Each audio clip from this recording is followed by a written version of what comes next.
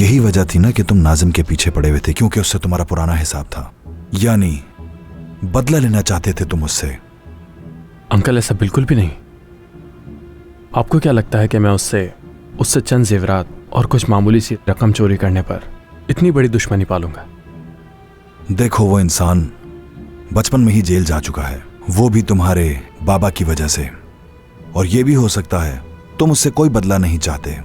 हाँ, मगर वो तुमसे जरूर बदला लेना चाहता होगा। तुम्हें सोचना होगा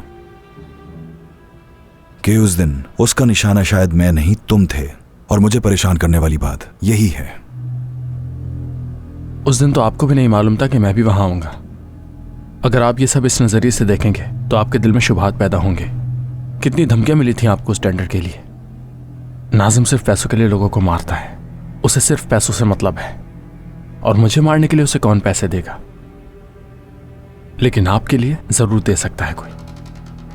हो सकता है बदला लेना चाहता हो वो तुमसे। मुझसे क्यों बदला लेगा वो अंकल? और अगर ऐसी ही बात होती तो मैं तो वैसे ही घूमता फिरता रहता हूं। नाजिम के लिए मुझे मारना बहुत आसान होता, लेकिन असल खतरा अभी भी हमारा इंतजार कर रहा है अंकल। और ये वाकई परेशानी की बात है। नाजिम या जो भी उसका मालिक है सिर्फ माहौल के पुरसुकून होने का इंतजार कर रहे हैं और कुछ नहीं।